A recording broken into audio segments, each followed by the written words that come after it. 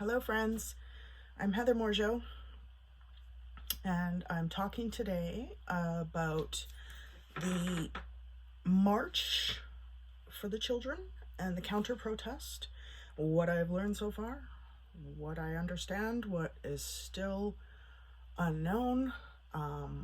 This is such a rabbit hole. There is so much to this. It's gonna be a journey, and I'm gonna do my best to quantify everything that I've learned in a reasonable amount of time, but I can't guarantee that because I'm sick. I'm really sick with COVID. I'm really mentally not well due to the stress of everything, and it's a really convoluted topic. Like, I have not seen anything to this level in a while, and I'm gonna do my best, but I hope you'll be patient with me. I tried to lay it out as best I could. We'll start at the beginning. What happened? All right. There was national protests of people who are opposed to what is known as SOGI, Sexual Orientation and Gender Identity Studies, for children in schools. I have looked through most of the SOGI education. The curriculum is openly available online for anybody to view, parents, educators, curious people like me. And the effort of SOGI is to ensure that all gender identities and sexual orientations are recognized within our public education system, and to ensure that we are seen, that we belong.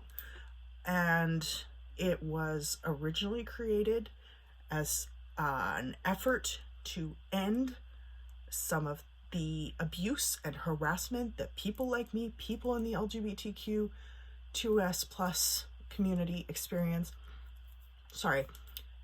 2S LGBTQAI community. And I'm going to break that down for some of you, because there's some people who are like, that means something it doesn't mean. 2S is two-spirit. This is an Indigenous expression of gender and sexuality depending on the community or the culture. The word was created in Winnipeg at the North American Gay and Lesbian Alliance. I believe it was 1990. And they were basically trying to identify a way to describe how many nations had many gender identities, some 3, some 7. And this expression in those unique nations was hard to quantify into a single term. So that's where the word two-spirit came from. It only applies to Indigenous peoples. And then there is L, which is lesbian. This is women who are with women. And within that, there's a broad spectrum of many expressions of woman, from the most high femme, girly girl expressions to the most stone butch expressions, and everything in between. And we'll come back to why that identification of lesbians is important at in the video later. Gay is men who are attracted to men. And all of these are within the context of age-appropriate relationships. B stands for bisexual. So this is people who are attracted to either or, male or female expressions of gender. So it does not mean they are attracted to only their gender or only another gender. They are attracted to all or both. Pansexual is another expression of this, and pansexual seeks to encompass all genders rather than separating it into a binary. Transgender. Transgender is a member of our community, and They represent people who experience a form of body dysmorphia, which has, let me back up. Some people who identify as transgender experience a type of body dysmorphia in which they are acutely aware that their physical representation of their body does not align with their mental, spiritual, and emotional expression of their gender. And some people go through a transition of name or clothing, the way they conduct themselves in the world, their pronouns. And some people will start in hormone therapies and surgical ways of addressing that disconnect. And transgender is not only the people who go through surgery. Transgender applies to people who express a gender which is different from that they were assigned at birth. So assigned at birth, you get male, female, or intersex. One of the three. And transgender people do not align with what they were assigned at birth. Okay. Queer was a pejorative term used to abuse people like me for many decades, and it has been reclaimed and expresses people who don't easily fit into the LGBT identity. So I identify as queer or indigiqueer. I am attracted to, within my sexuality, to people who are not binary in their gender expression. So this is women who are masculine, transgender people, men who have a strong connection to themselves in an emotional sense and have a great deal of emotional maturity, which some people would consider effeminate. I have heard people try and say that queer is encompassing people who are predatory. We will come back to that. It does not. Intersex is people who are born with male and female gender characteristics, creating a unique and third biological gender. This can exist in a physical sense, where a person can be born with one of the, as I understand it, 13 variations of genitalia expression on the outside of their bodies, or it can mean that their reproductive systems are different from the male-female binary, or it can mean that their hormones are different, or it can mean that their chromosomes are different. So this means that a assigned female at birth woman can have an XY chromosome and develop and be able to reproduce and not even know that they are intersex until there is genetic testing done. So intersex encompasses anybody who falls in that spectrum. Intersex is the biological representation of multitudes of genders and gender in the scientific biological realm. It is not a defect. It is not a diversion from the binary system. It is a third and has existed, a third sex, and has existed with humans for as long as humans have been around. And yeah, there has been a huge stigmatization against them. They have been forced into genital mutilation as infants in order to force them into the binary construct.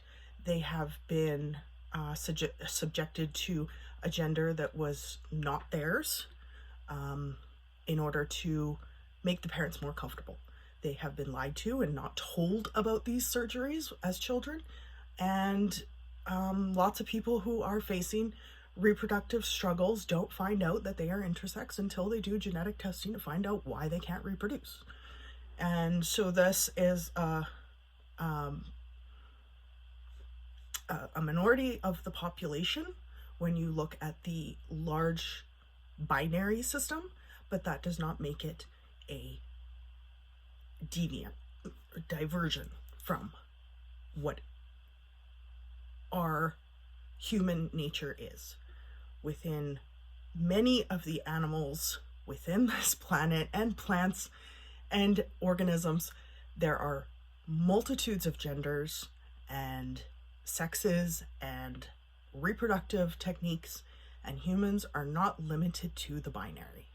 We never have been, with the exception of religion. We'll get to that later. And then A is asexual. So this is people who are not interested in the physical expression of sex. And this means that they derive intimacy from connections with people who are which are emotional. They connect with people in ways that are not sexual, and or they are only interested in people that they have a deep emotional connection with, and so they are not interested in sex without a deep expression of love, right? And that would contrast to people who enjoy sex for pleasure. And these are the members of our community. I have had to deal with a lot of people who are saying that the plus on our acronym, the LGBTQ acronym, is identifying pedophiles and people who harm children. And this is not true. This has been an issue which we have addressed many times throughout history of the Pride movement. And we have denounced and separated ourselves repeatedly from the groups that seek to align themselves with our movement, that believe that it should be normalized for adults and children to be sexual. This is not what our community believes. And we have worked very hard to separate them from our community, to out them when they present themselves, to press charges, to ensure that they are faced with as much backlash and canceling as possible. And we have done this very publicly, very openly, because of the number of people who will try to associate us with deviant acts like pedophilia, bestiality, necrophilia. They will try to align us with that inappropriately, without founded reason to, and we have continuously fought against this since the 1950s.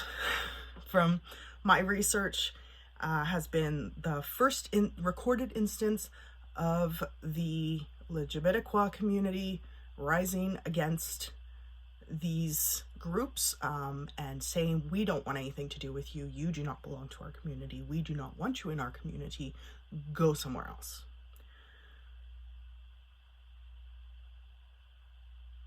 All right. So that is our community. Soji, going back to the education system,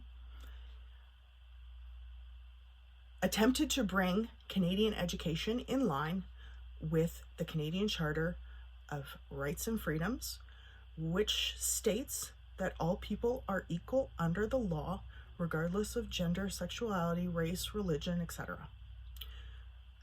This means that if we are equal, we should be presented to the community and education of children at an equal standpoint to heterosexual people to cis people.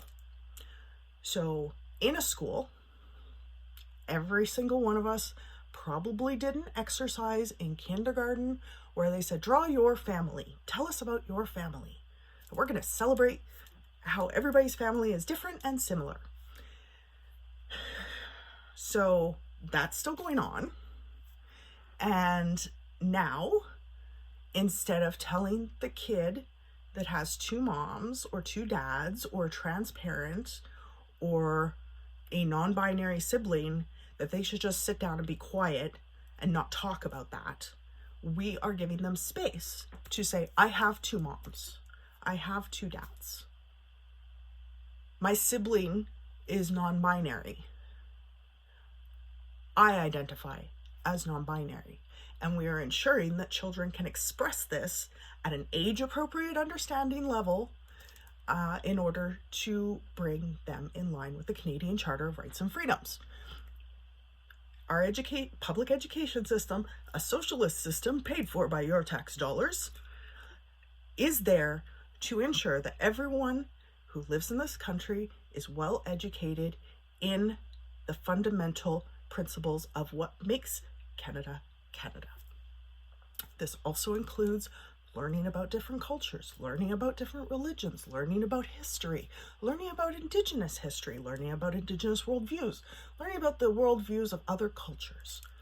This is not limited to only sexual orientation and gender identity. This covers a large gamut of inclusion that children learn. SOGI had been implemented 5 years ago, which I think is really important to this event that happened a couple days ago, because children who were 6 5 years ago are now 11, 12, and in that tween age typically are challenging their parents and have fully adopted understandings of the education that they have received and would like to demonstrate their knowledge, their information. I think most of us can remember a time when we were in our tweens where we were mouthy, where we knew it all, and our parents were not very smart. And this is a biological, programmed response which ensured that as youth grew into young adults, they would leave their community to go find a mate and to avoid potential incest.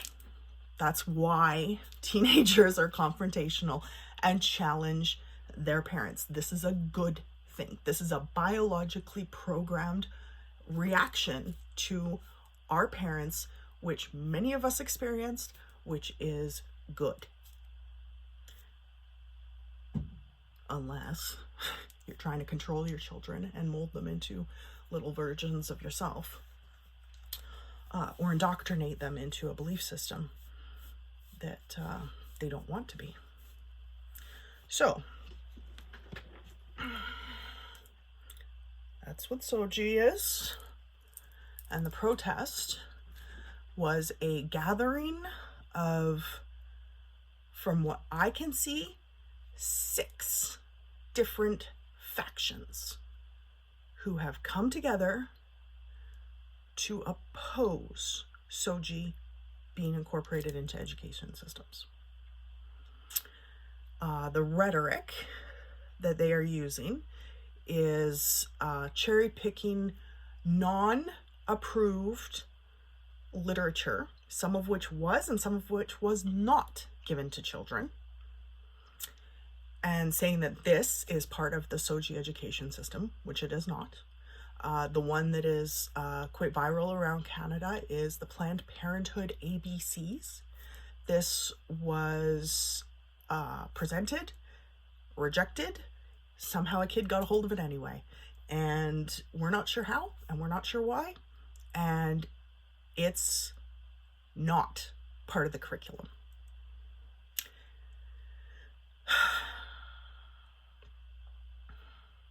Sexual education is part of the curriculum, as it should be. We know that prior to sex ed being incorporated into the Canadian curriculum, there was an enormously high rate of teen pregnancies, of STIs being transmitted, of abuse between peers, because consent was not even a thing that was discussed. And that with the implementation of sexual education, you can watch the chart drop as far as teen pregnancies go. And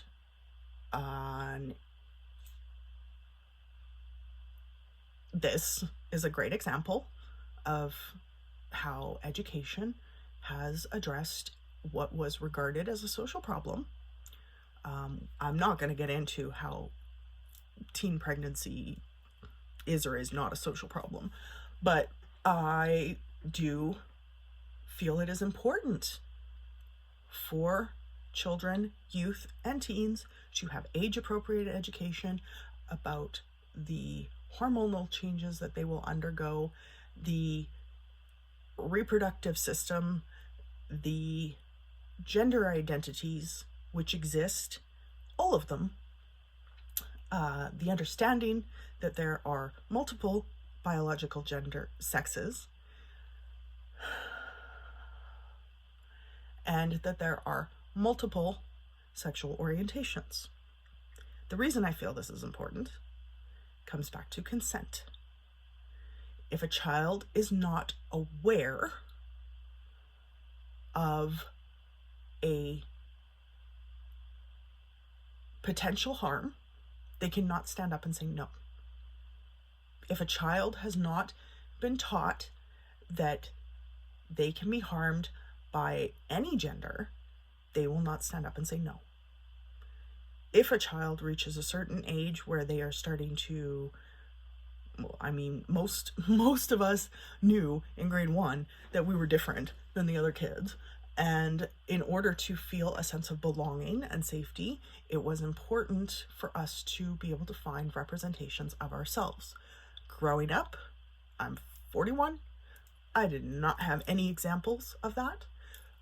When I was in sex education class, they had a box with a bunch of questions, and you anonymously put your questions into the box. My question, what is a lesbian? The teacher would not even answer it. So I feel sex education is important. Parents have always and will always have the option to opt their child out of sexual education classes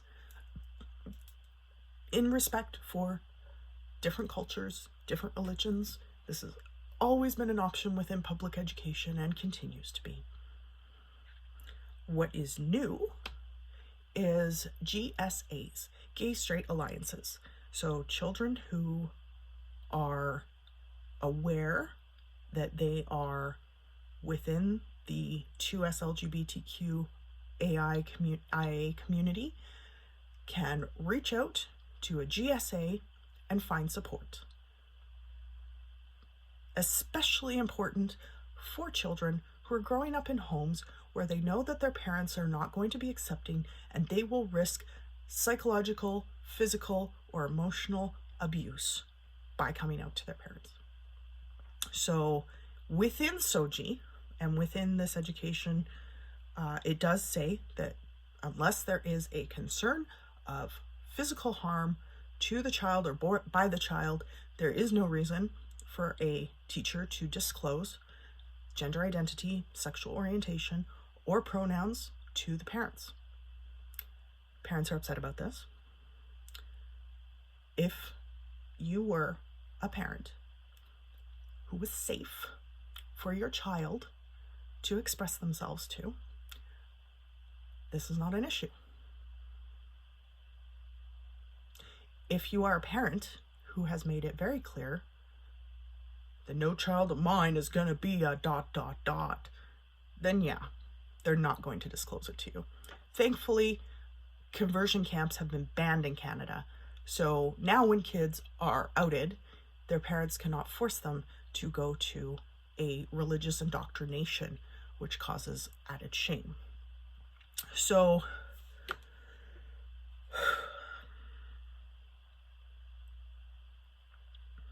I hope I haven't lost my point here. They are advocating many different reasons why soji is bad. Most of them are misinformation. Some of them are pictures of fake drag queens planted in classrooms by people outside of the LGBTQ community who were designed and sent to make us look bad. The effort to teach children and have drag story time is an empowerment for children who are in our community, who need to see a representation of themselves, who need to see other people of other genders, cultures, and expressions in safe settings. There has not been any substantiated evidence that pornographic material has ever been read at a drag story time or disseminated in classrooms or given to children. These are absolutely unsubstantiated. The only evidence of something similar was an unapproved pamphlet, which was not given to students and was rejected. And nobody knows how that student got it. So they are saying soji is grooming their children to be something they don't want them to be.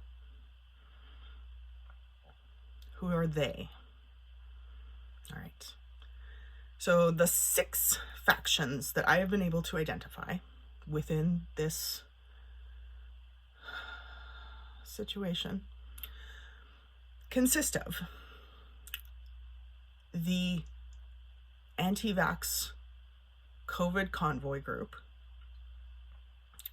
I'm going to mention them all, and then I'm going to break them each down. There are extremist religious factions. There are non-Canadian influencers. There are, it says feminist equals transhumanist. So this is a group of feminists who are concerned about post-human evolution or the erasure of women. There are political groups who are opposing this education. And there's just people who are flat out anti-gay. So we'll start with them, because they're not all that. Some of them are, very much so, just blatantly anti-gay. And those are the most hostile, most violent of the groups. They can range from closeted individuals who are self-loathing for their own sexuality, which we know is a thing in our community. We all know somebody who knows somebody who started out as a bigot and then realized they were gay. It's just the way it is. And then it ranges to incels, so involuntary celibates who are angry about unrelated topics, to just people who hate for the fun of hating, who are antisocial personality disorder is one of the labels that is typically thrown around for this, where they're just defiant against anything society says is good for the fun of being defiant. Defiant personality disorder is another one. They are some of the most physically dangerous to us because they are reactionary. They have no actual power. They are the ones that are most likely to post the hateful memes, the calling us names online, the going on our page and trash talking us. This is the people that just hate us because they hate us. They're a small faction. They will use anything they can to target us. They don't have like organization or ability to target us through in a group, so that makes them more volatile. Next is the anti-vax COVID people. So we know that the anti-vax convoy people were funded by American white nationalists, and their intention was to disrupt Canadian policy and under the guise of freedom. So they said, Canadians aren't free. You need to start fighting. You need to rally together to come against these mandates for COVID. They leveraged fear. They leveraged the panic of the pandemic. They leveraged isolation, and they leveraged racial tension. And this is the majority of the people who are in the convoy group. They are connected with America. Most of the money they raised went to Americans. And they are actively pushing this next wave of hatred. So they went from the vaccine mandates to drag story time to Soji. And they're just kind of moving through it. And all of it is funded by white nationalist groups.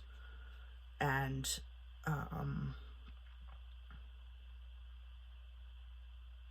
their goal is division and panic, because divided, panicked people are more likely to engage in tensions which are racially fueled, which are misogynistically fueled, which are against the queer community. So they are leveraging all of that, and that's their goal. The next one is religion. So there are multiple factions which exist within the religion. I have broke it down into 2 groups. This is not comprehensive, and it is not intended to discriminate against all people within those religious groups. It is simply an attempt to identify some of what's happening. On one side, we have evangelical groups, which love the sinner, hate the sin. And their goal is to uphold puritanical beliefs, the binary system of gender, and the singular sexuality. This is because it is easy to control. It is easy to control, and the goal of many church organizations is control for the exploitation of money. So these mega churches are often behind many of the conversion therapy groups, the camps, which are still going on as an effort to cure people of sexual addictions when they're just gay. They're not in a sexual addiction. Sexual addiction is real, and it is a problem, and their addiction treatment programs are focused on non-issues rather than real issues. The next is Muslim extremism.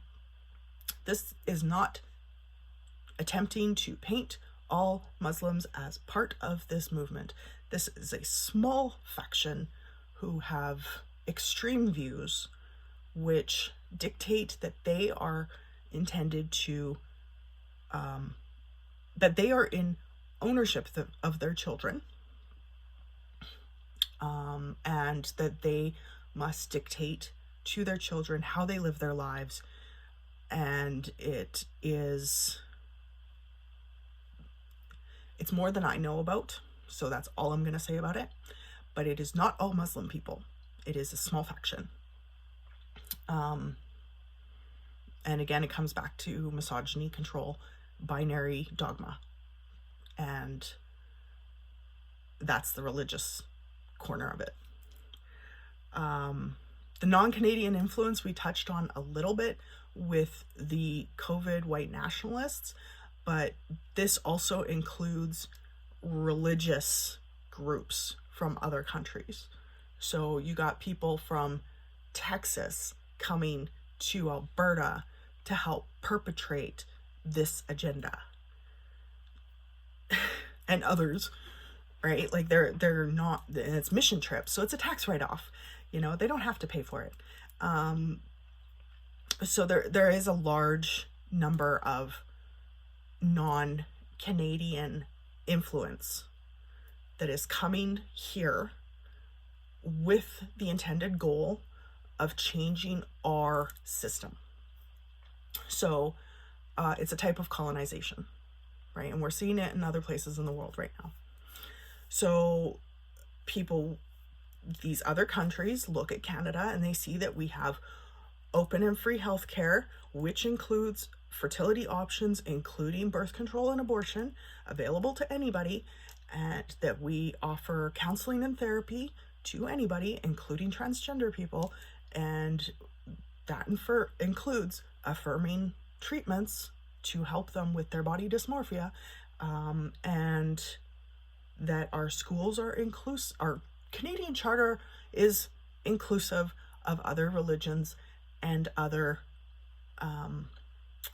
genders, sexualities, and races, and they feel that it should be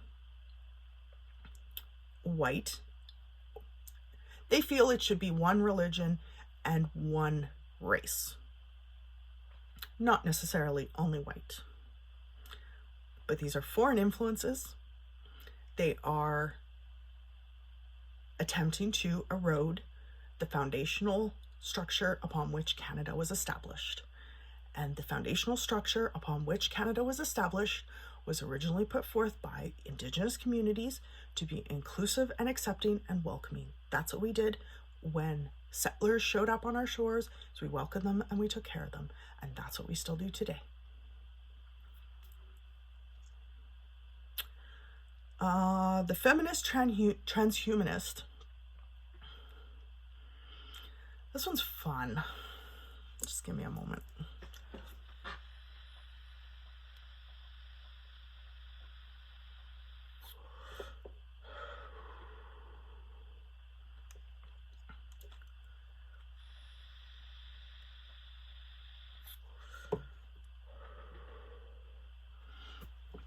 Apologies.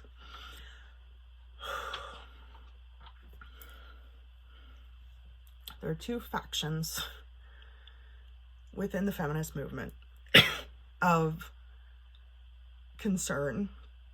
One is the post-human fears, and one is the post-woman fears.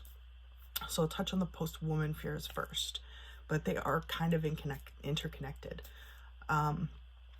Their belief is that there is a nefarious plot to erase women from society, to deny us our ability to procreate, to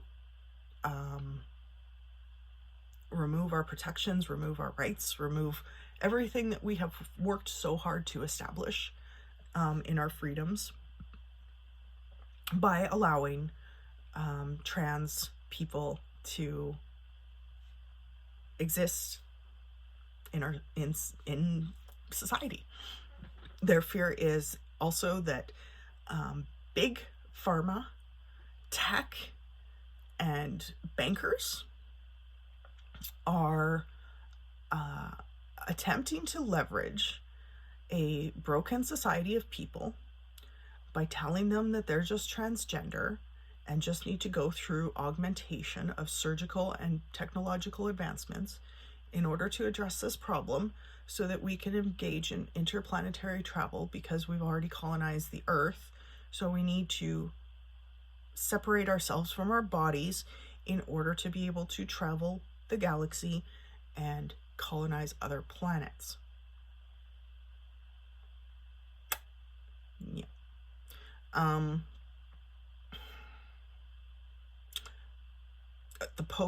The transhumanist fear is in line with the techno fears, where AI is going to take over and we're all being replaced by machines, and biotech replaces and augments any human abilities, like not being able to see without glasses, and that we are moving away from human connections into technological connections. They believe this is spurred on about 10 years ago when the pharmaceutical market apparently no longer profited from AIDS medicine research. Pretty sure it's still a big issue, and the treatments are still super expensive, and they're still making bank on AIDS treatment. So the theory that they have created this transgender industrial complex in order to line their pockets is where they're going with it. They believe that it is an attempt to remove our ability to procreate ourselves and turn it into a technological means of procreation. So mass sterilization of youth through puberty blockers and trans affirming surgeries. And they compared this to tampons.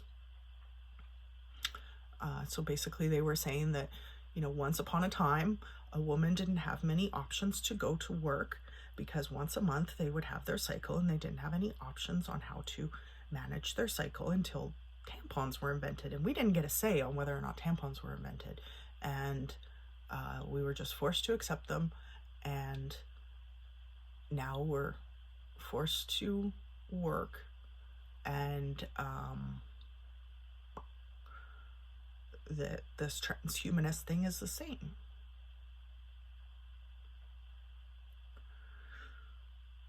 That it's all profiteering, which is interesting because when you look at some of the political and anti-vax COVID approach to this, they're like, y'all are just socialist communists. But then over here, they're saying it's the capitalists doing it. So it's super interesting, the divisions there.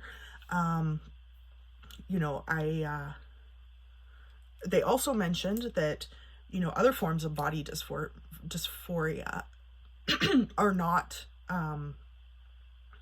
rallied around the same way, which I contest. Anorexia was a huge problem in the 90s, specifically through modeling and an effort to force women to be an unrealistic body size, and there has been massive rallying around that movement and a huge effort towards body positivity and the discrediting of the BMI as a gauge of health. And I do see huge industries rising up around that movement. So I do disagree with that fundamentally. The other one was the people who have a body dysmorphia where they feel that one of their limbs does not belong to them, so they are needing a surgery to remove that limb. Also, something which is given attention, and there are many systems in place to empower people who have either through birth, accident, or choice lost a part of their body. Is it a huge industry? No. Is it an industry? Yes. So it's, the only thing that I really did agree when I was watching that propaganda video was this idea that they are leveraging a broken society for profit. There is a component there that is worth exploring, but I will come back to that because it doesn't validate their entire argument. But it does present a solution, which hopefully by the end of this video, I can come up with some solutions because we're already 44 minutes in and I'm not even halfway through all of this. Okay, politically. All right.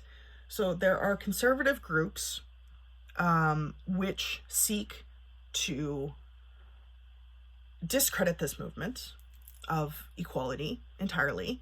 They are coming at it from a position of wanting to increase policing, reduce support, and discredit any movement which really genuinely cannot be easily manipulated, right? So in a very simplistic way, the right wing wants to control the left wing and can only do that by discrediting everything that we have. So one of the videos that propaganda videos I watched, was a political approach to saying that the entire 2S LGBTQIA community had previously been affiliated with NAMBLA, the North American Association of Boy Lovers, or Man Boy Lovers, right? It was a pedophile group. It was a pedophile activist group back in the 50s, which we kicked out.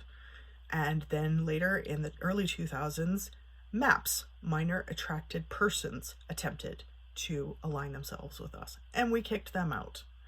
And their approach is to basically paint us all as pedophiles, or having been influenced in our entire ideology by pedophiles, and so therefore we all are pedophiles and are all perpetuating something which will harm children.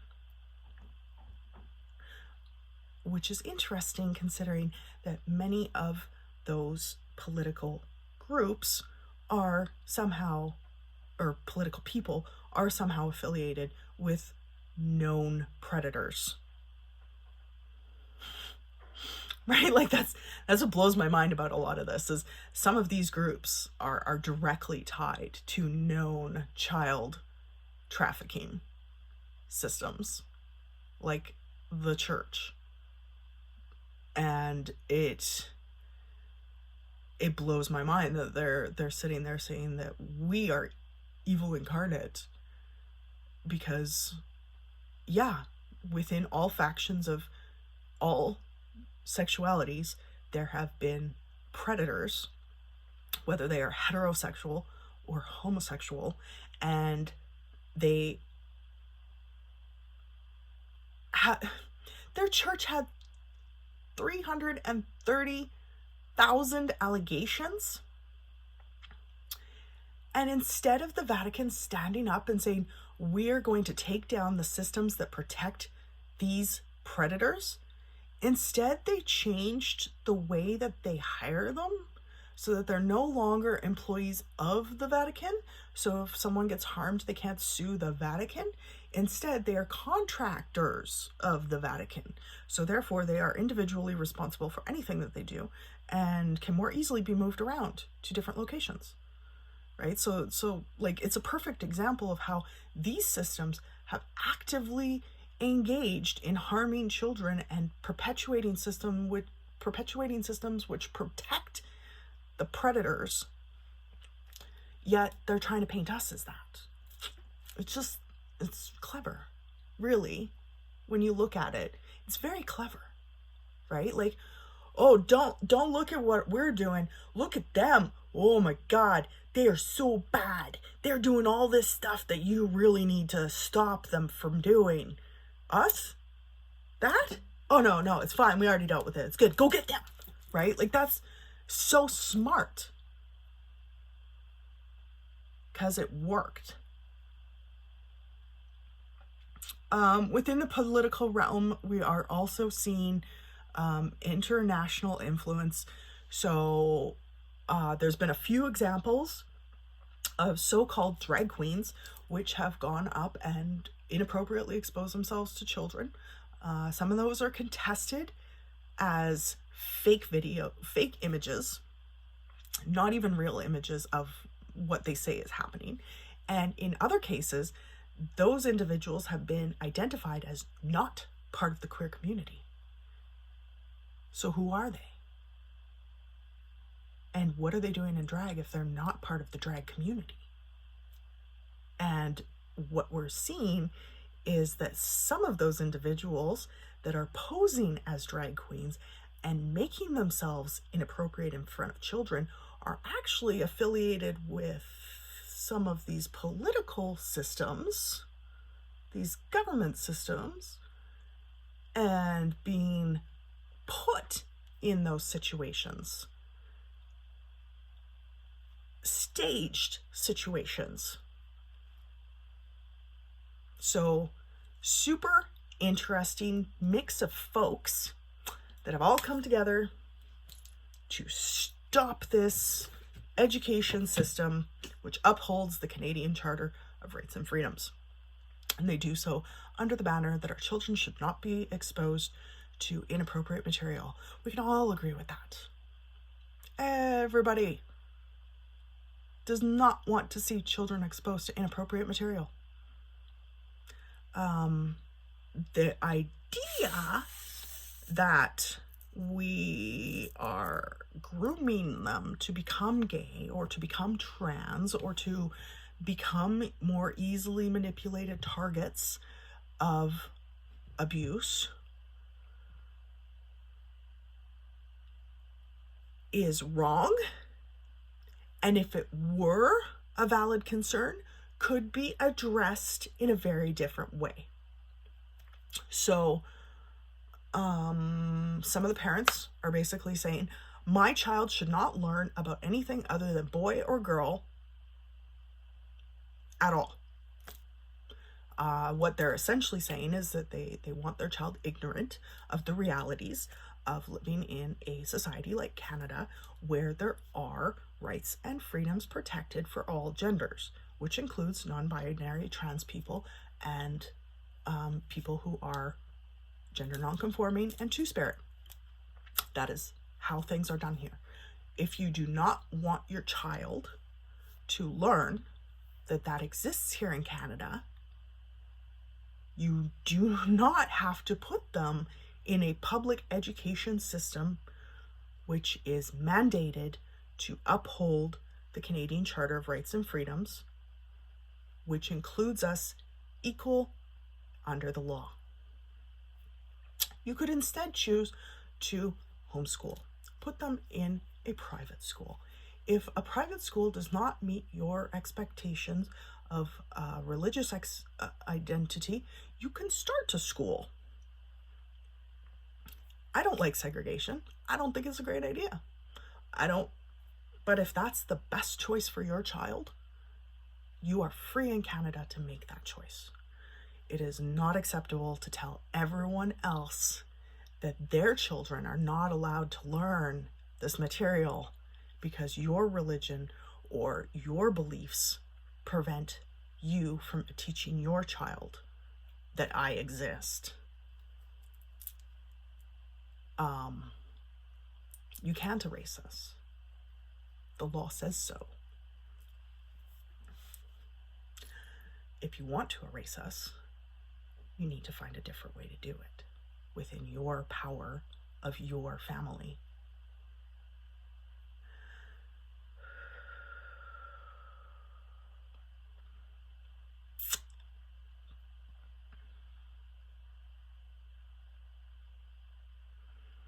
Solutions. We need some solutions, don't we?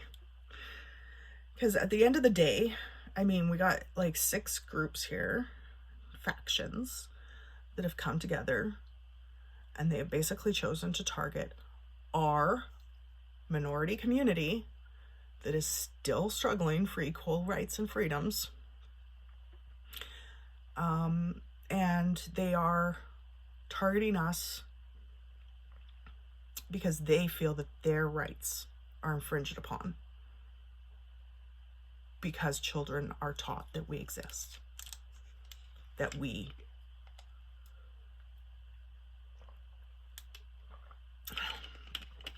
have sexual orientations outside of their singular orientation, belief system, and their binary gender belief system.